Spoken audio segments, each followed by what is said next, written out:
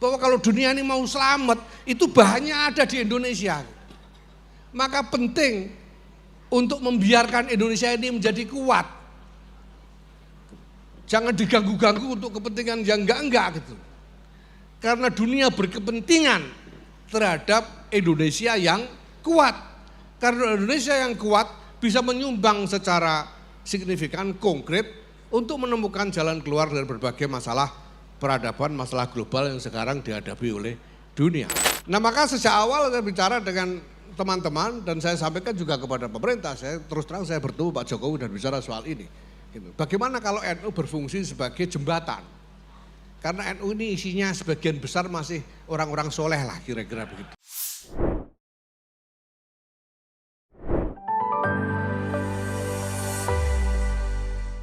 Wassalatu wassalamu ala rasulillah sayyidina maulana Muhammad ibn Abdullah wa ala alihi washabihi wa wala mabad. Bapak Ibu sekalian yang saya hormati, Pak Haji, Pak Kasimoh, Pak Bob, hadirin sekalian. Kalau tadi Gus Mus, Kiai Ahmad Mustofa Bisri menceritakan tentang bagaimana dulu pada tahun 80-an, 90-an di dalam PBNU ini ada kubu yang mengutamakan perluasan wawasan dan kubu yang mengutamakan penataan internal, maka sebetulnya agenda-agenda itu khususnya agenda perluasan wawasan sebetulnya sudah boleh kita anggap selesai. Karena generasi aktivis NU yang tumbuh sejak tahun 80-an hingga sekarang ini adalah generasi yang pada umumnya merupakan hasil didikan dari para pembaharu NU pada tahun-tahun itu. Sehingga secara umum semua sudah memiliki wawasan yang terbuka dan luas. Ya hanya ada satu dua yang tertinggal, yang itu langka. Kalau di dalam wacana ngaji di pondok itu disebut nerecel. Nerecel itu nadir. Nadir itu nerecel. Nerecel itu ketinggalan. Ya kita enggak usah nunggu. Dunia sudah begini, yang nerecel-nerecel ini enggak usah ditunggu. Kita jalan terus saja. Nah, sekarang saatnya dan sebetulnya penataan internal itu sudah dirintis juga sejak zaman Gus Dur itu, karena ada pimpinan-pimpinan yang memang serius bekerja untuk itu, sehingga banyak hal yang merupakan model-model kelembagaan yang baru maupun mekanisme-mekanisme baru sudah diperkenalkan, sehingga sekarang ini kita tinggal melakukan penyempurnaan saja dari semua yang sudah ada. Dan hari ini kita sudah dalam kapasitas untuk melakukan dua-duanya sekaligus. Memperluas wawasan dan sekaligus juga melakukan penataan organisasi. Bahkan kita sudah dalam posisi untuk tidak hanya memperluas wawasan di kalangan kita sendiri saja, kita dalam posisi untuk memperkenalkan wawasan-wawasan yang baru yang dibutuhkan di tengah-tengah dinamika masyarakat yang lebih luas, baik domestik maupun internasional. Nah, saya sebetulnya sudah banyak bicara tentang masalah-masalah ini sejak awal, tentang bagaimana hakikat dari keberadaan NU berdasarkan tinjauan tentang konteks kelahirannya dan sebagainya. Dan tadi juga saya sudah cicil sedikit tentang bagaimana NU menjadi hukumah diniyah. Nah, satu hal yang mungkin menarik untuk kita perhatikan di sini adalah bahwa membangun hukumah diniyah yang terpisah dari hukumah sia-sia itu sesuatu yang baru sama sekali. Karena sebelumnya hukumah sia-sia dan hukumah diniyah itu jadi satu.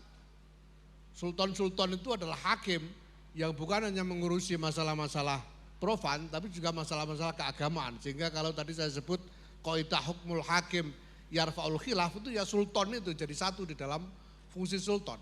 Nah sekarang ulama-ulama kita ini berkonsolidasi untuk membangun kemudian Kesatuan Republik Indonesia ini dengan Pancasila, UUD 45 dan Bhinneka Tunggal Ika. Dan itu masing-masing memikul idealisme-idealisme yang sangat sinergis antara idealisme keagamaan untuk ukhuwah diniyah ala manhaji ahli sunnah wal jamaah ini dengan negara bangsa modern yang ini juga belum pernah ada di dalam, tidak ada presiden dari dunia Islam. Ya, ini bid'ah besar ini sebetulnya negara bangsa ini, karena belum pernah ada presiden dan tidak ada marojeknya, tidak ada itu. Pak Ulil sampai sekarang tidak akan nemu itu marojeknya di kitab-kitab gitu, tidak ada negara bangsa. Nah ini adalah istiadat-istiadat dari para pendiri dan para pemimpin ulama kita dari dulu. Nah maka kita sekarang perlu berpikir tentang dua dimensi ini, antara hukumah diniyah dan hukumah sia-sia ini yang secara analitik bisa dipisahkan, tapi sebetulnya dalam realitas ini ada saling paut yang sangat erat. Nah, idealisme-idealisme tentang keagamaan maupun tentang kebangsaan juga sudah dirumuskan. Maka kalau kita bicara tentang peradaban, ya nanti Pak Bob bisa membuat tinjauan yang lebih sahih tentang ini. Tapi saya berpendapat bahwa peradaban itu bisa dipandang sebagai perwujudan sosial politik dari suatu cara pandang dunia yang kurang lebih dominan di tengah ekosistem masyarakatnya. Jadi kalau kita sekarang ini hidup dalam satu konstruksi peradaban tertentu, sebetulnya di dalam peradaban ini ada cara pandang dunia, world view, Weltanschauung dulu Bung Karno itu sering menyebut, yang dominan di sini. Dan kalau kemudian kita anggap bahwa sekarang ini yang mendominasi peradaban, konstruksi peradaban hari ini adalah Barat misalnya, ya memang karena cara pandang dunia dari Barat itulah yang memang kurang lebih dominan saat ini. Nah, maka pekerjaan membangun peradaban itu adalah pekerjaan yang sinergis antara idealisme keagamaan dan idealisme sosial politik. Nah, idealisme keagamaan kita Ahlussunnah wal Jamaah, ya rumusan-rumusan operasionalnya sudah jelas, ya Asy'ari, Maturidi, Maliki, Hanafi, Syafi'i, Hambali, kemudian Al-Ghazali dan Al-Junaid al-Baghdadi. Kemudian idealisme politik yang dirumuskan bersama-sama dengan para pemimpin bangsa itu juga sudah jadi, yang dituangkan dalam Pancasila UUD 45 dan itu sangat sangat praktikal sekali apa yang menjadi rumusan di dalam pembukaan UUD 45 misalnya, bahwa pertama dirumuskan visi besarnya bahwa sesungguhnya kemerdekaan adalah hak segala bangsa dan oleh sebab itu maka penjajahan di atas dunia harus dihapuskan karena tidak sesuai dengan peri keadilan dan peri kemanusiaan. Itu artinya bahwa peradaban yang dicita-citakan adalah peradaban yang didasarkan atas peri kemanusiaan dan peri keadilan. Kita tidak mau peradaban yang tidak berperi kemanusiaan, kita tidak mau peradaban yang tidak adil. Itu visi besarnya. Dan kemudian juga dijelaskan bagaimana dirumuskan apa komponen-komponen strategi yang dibutuhkan untuk memperjuangkan itu, yaitu bahwa pertama kita harus membangun satu bangsa dan negara sebagai kubu perjuangan, karena perjuangan peradaban itu pada ujungnya adalah perjuangan politik internasional pada dasarnya. Pergulatannya itu nanti adalah pada dasarnya pergulatan politik internasional. Maka dibuat kubunya adalah negara bangsa ini, dan negara bangsa ini harus dibangun sedemikian rupa sehingga bisa menjadi kubu yang betul-betul punya kapasitas untuk berjuang di tengah arena internasional itu sendiri.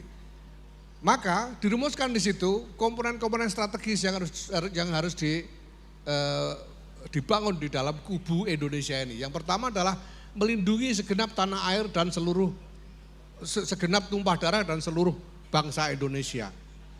Kemudian memajukan kesejahteraan umum, mencerdaskan kehidupan bangsa, dan ikut serta melaksanakan ketertiban dunia yang berdasarkan atas kemerdekaan, perdamaian abadi, dan keadilan sosial.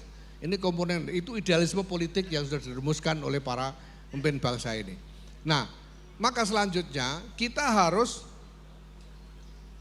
menempatkan Jam'iyah Nahdlatul Ulama ini dalam fungsi ini.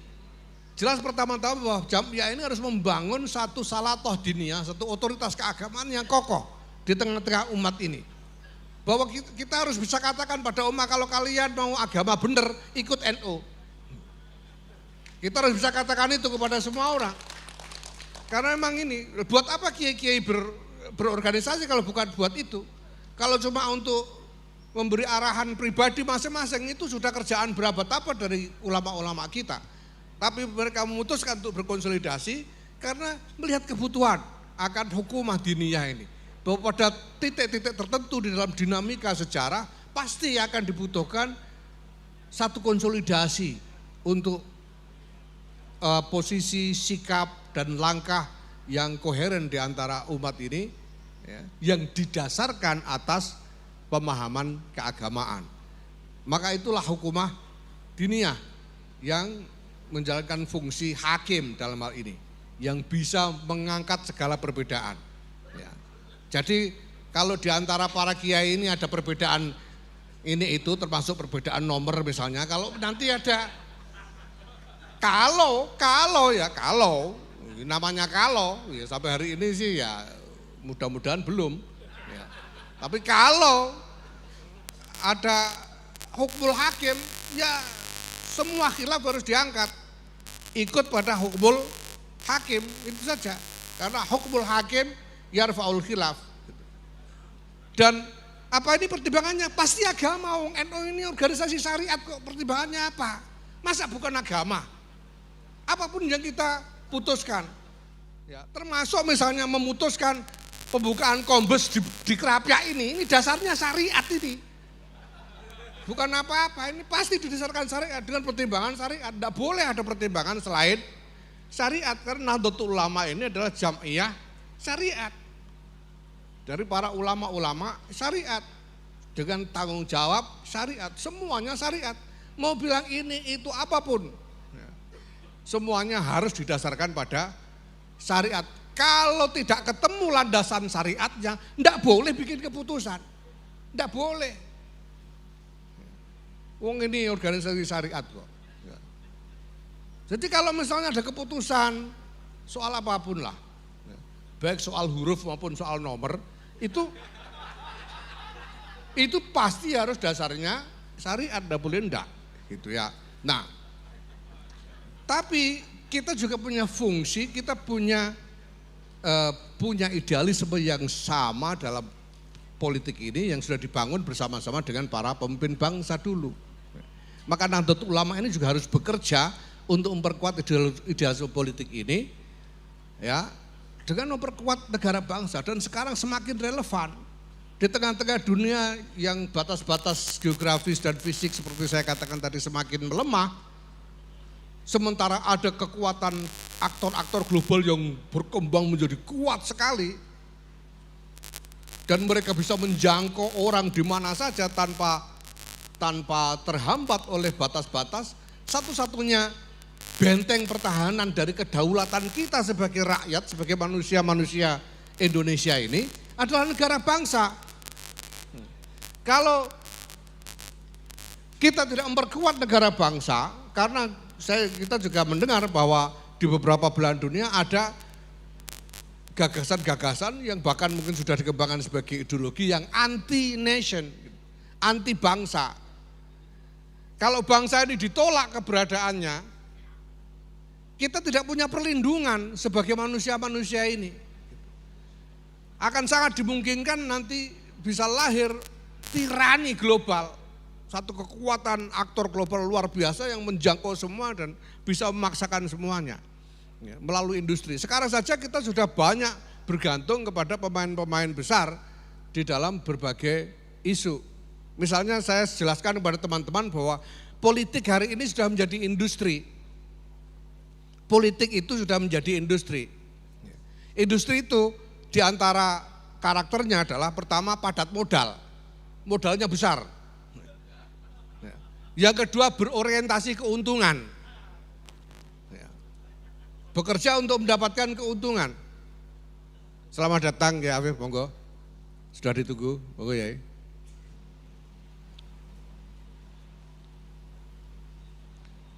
Monggo langsung ke depan ya. Ini Habib Aji, Bo, Pak Bob Hefner, silakan ya.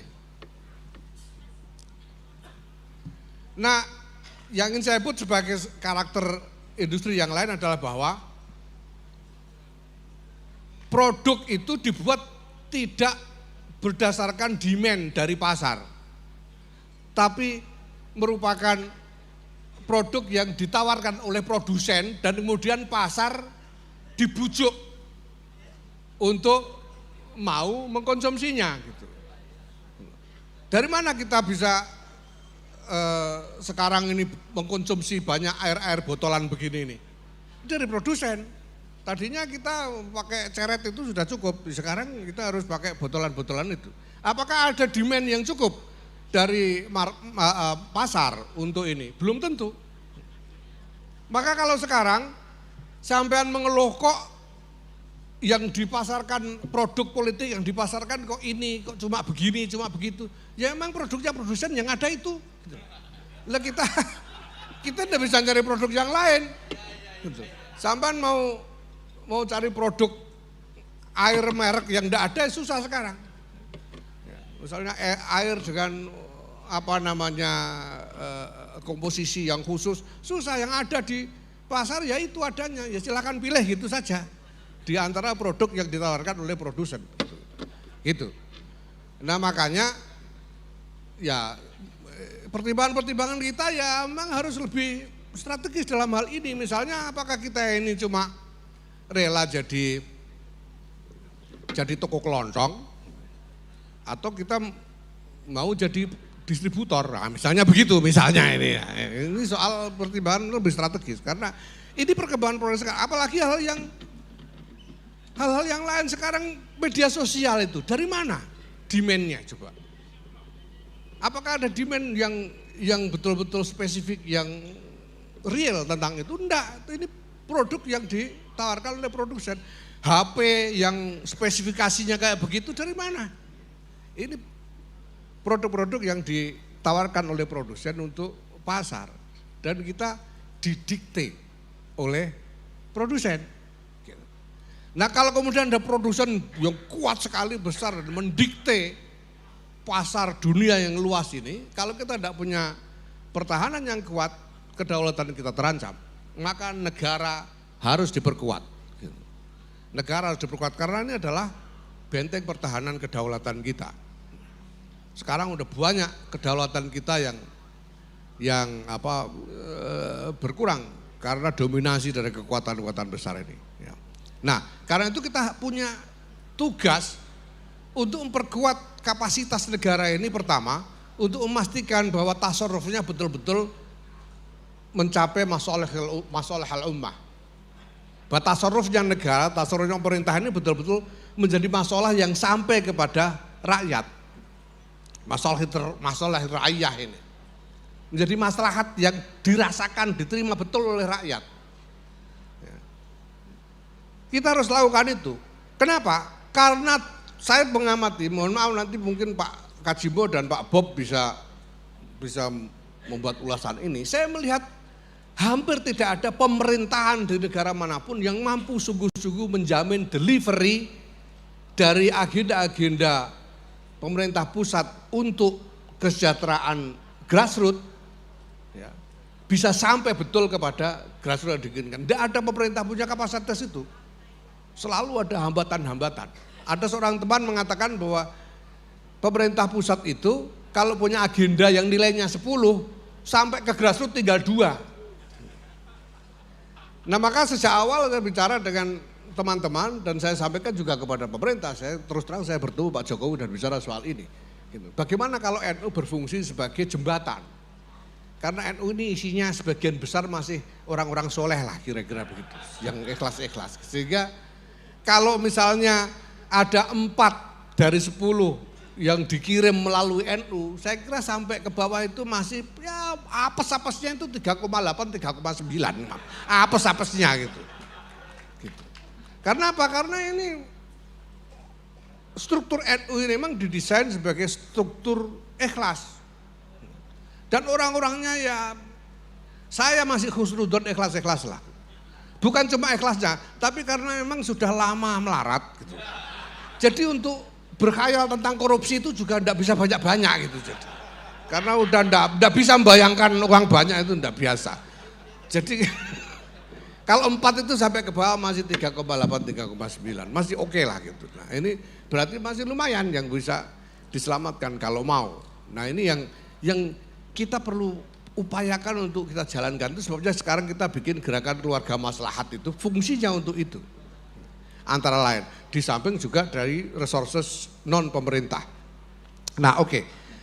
Nah pada saat yang sama ya kita bekerja sungguh-sungguh di arena internasional ini untuk meyakinkan seluruh dunia bahwa Indonesia ini penting. Gitu. Bahwa kalau dunia ini mau selamat itu bahannya ada di Indonesia. Maka penting untuk membiarkan Indonesia ini menjadi kuat. Jangan diganggu-ganggu untuk kepentingan yang enggak gitu. Karena dunia berkepentingan terhadap Indonesia yang kuat. Karena Indonesia yang kuat bisa menyumbang secara signifikan, konkret untuk menemukan jalan keluar dari berbagai masalah peradaban, masalah global yang sekarang dihadapi oleh dunia. Ini yang sekarang kita kerjakan. Ya. Dan seperti saya katakan tadi, ini bisa kita kerjakan simultan. Kita sudah dalam kapasitas ini. Kalau dulu zaman Gus Dur itu bikin satu kegiatan aja ngos-ngosan. Sekarang kita setahun sekian banyak kegiatan internasional ya gitu aja karena kita sudah dalam kapasitas itu. Kita sudah bisa melakukan itu. Nah, ya maaf ini ada adzan tapi masjid sini belum kayaknya. Libur apa enggak adzannya masjid sini? Nah oke sedikit lagi saja ya. Mumpung masjid sini belum adzan. Nah ini semua kita kerjakan dengan berbagai upaya tetapi dalam mengembangkan kapasitas itu bukan membutuhkan kapasitas-kapasitas yang besar, yang sustainable, yang berkelanjutan. Karena ini bukan pekerjaan setahun 2 tahun, ini pekerjaan jangka panjang. Kita bisa butuh puluhan tahun untuk melaksanakan ini. Nah karena itu kita membutuhkan komponen-komponen strategis untuk menata kapasitas NU ini, untuk mengembangkan kapasitas NU. Dan untuk itu memang dibutuhkan transformasi dari konstruksi organisasi. Organisasi ini harus berubah. Tidak bisa kita kerja pakai cara lama, tidak bisa. Harus berubah. Kalau cara lama itu nanti ya ujung-ujungnya nyolong pelem sama nguber layangan pedot itu tadi ujung-ujungnya, cara lama itu. Kita pakai cara baru, konstruksi baru. Nah untuk itu dibutuhkan perbaikan tata laksana organisasi dengan segala macam segi-seginya termasuk strategi digitalisasi. Karena digitalisasi itu fundamental sebagai strategi untuk menata organisasi, tata laksana, membangun tata laksana organisasi yang baru.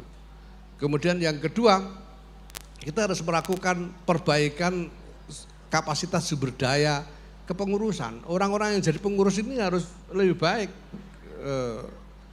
kapasitasnya, kita tingkatkan standarnya, maka kita bangun sistem pelatihan kader.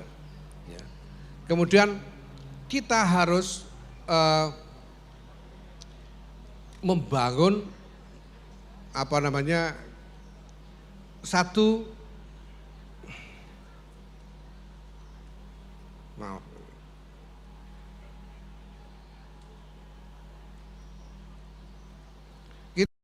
kita harus membangun satu ketahanan keuangan. Artinya kita punya kapasitas keuangan yang independen, yang mandiri, lumintu dan lestari. Independent and sustainable financial independence and sustainability. Jadi punya kapasitas keuangan yang mandiri, yang tidak bergantung kepada orang lain, tapi juga lumintu dan berkesinambungan untuk jangka panjang. Dan yang keempat, mengembangkan model aktivisme baru. Tidak bisa lagi sekarang itu asal punya bikin kegiatan, tidak bisa, tidak boleh. Ya, kita harus membuat kegiatan harus berhitung sedemikian rupa supaya kegiatan yang kita buat ini betul-betul punya dampak strategis. Nah, ini harus kita kembangkan. Jadi kita harus mengembangkan model aktivisme yang baru. Perlunya apa? Untuk mengukuhkan kehadiran NU di dalam masyarakat supaya masyarakat ini ngerasai betul bahwa NU itu ada bersama mereka. Tidak hanya menjadi pernyataan-pernyataan di media massa atau menjadi pengajian-pengajian umum saja, tapi mereka rasakan sehari-hari kehadiran NU ini. Nah, karena ini juga satu strategi dakwah yang fundamental yang harus kita kerjakan sekarang, karena dakwah itu adalah panggilan untuk kemaslahatan dunia dan akhirat. Kita harus mampu membuktikan bahwa dakwah yang kita sampaikan memang berguna dan memang nyata-nyata membawa kepada kemaslahatan. Ya. Nah, ini perlu dilakukan baik di dalam negeri maupun di luar negeri. Dalam arena internasional kita juga harus hadir di dalam pergulatan internasional itu supaya orang tahu, orang itu jadi dunia internasional itu jadi punya kesadaran bahwa di dunia fana ini ada namanya Nahdlatul Ulama gitu, yang bekerja untuk kemaslahatan kemanusiaan. Nah, ini harus kita kerjakan sungguh-sungguh. Nah, dan yang kelima, kita harus mengembangkan kemampuan organisasi ini untuk mengarungi dinamika yang perubahan-perubahannya itu semakin cepat lajunya. Cepat sekali, tiba-tiba ada perubahan gitu. HP yang kita belinya itu nabung 5 tahun, itu ternyata 3 bulan udah ganti model yang baru gitu. Sehingga kita perlu kapasitas untuk bisa menyesuaikan laju perubahan semakin cepat. Ya. Dan kita harus punya kemampuan juga untuk melakukan antisipasi masa depan yang makin menekan. Masa depan itu makin cepat datangnya hari ini. Jadi tidak bisa leha-leha. Kita harus berpikir terus tentang antisipasi mana. Ini mau ada tren apa dan kita harus siap pada saatnya. Ya. Ini sekarang yang kita sedang kerjakan. Ya. Banyak hal jenengan semua sudah tahu ya, tentang pengembangan kapasitas financial independence and sustainability. Ini kita sedang kerjakan banyak hal sekarang ini, dan saya mohon doa restu dari penjenengan semua, mudah-mudahan pertengahan tahun ini kita sudah punya sesuatu yang bisa kita andalkan dalam soal ini. Kemudian soal pengembangan kapasitas ini, di samping strategi-strategi yang sekarang kita jalankan terkait dengan digitalisasi organisasi dan lain-lain, kita juga membangun satu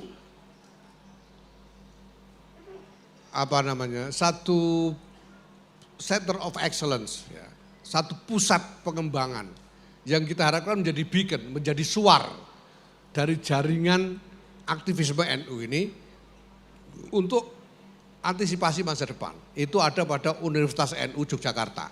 Ya. Dan terus terang aja ini kita bangun dalam kerjasama dengan Presiden Joko Widodo. Saya harus katakan, ini kita sepakati segera sesudah muktamar dan segera dikerjakan sehingga setahun kemudian sekarang ada kampus baru, ada program studi baru dan ada kerjasama dengan MBZ University of Humanities untuk membangun apa yang disebut sebagai School of Future Studies. Ya. Ada yang mempersoalkan ini sebagai sebagai pekerjaan ekstra ya, dari beberapa orang pejabat seperti Pak Pratikno misalnya. Ya gimana lagi, Pak Pratikno orang NU bagaimana? Sampai jadi orang NU. Dan kemudian dia itu intelektual yang punya gagasan-gagasan dan dia harus bergulat untuk mewujudkan gagasan-gagasannya. Asal enggak melanggar hukum memang kenapa? Gitu. dan jadi barangnya. Nah besok tanggal 31 akan kita lihat bagaimana itu UNU itu. Di situ akan ada peresmian gedung yang sudah jadi yang dibangunkan oleh Presiden Joko Widodo.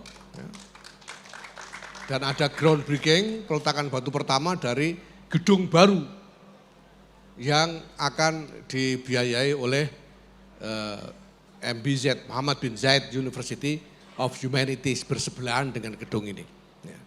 Jadi nanti dua-duanya 9 lantai sehingga akan menjadi menara kembar Nahdlatul Ulama di Yogyakarta. Nah ini gambaran umum Bapak-Bapak sekalian tentang apa yang sekarang kita lakukan. Ya, banyak dimensi-dimensi atau elemen-elemen rincinya sudah saya sampaikan di berbagai kesempatan, panjenengan semuanya sudah biasa dengar, ya, mungkin sudah mulai bosan juga. Tapi ini gambaran tentang bagaimana ini kita rangkai menjadi satu wawasan yang sistematis. Demikian, terima kasih. Allahumma fiq la kubit thoriq. Assalamualaikum warahmatullahi wabarakatuh.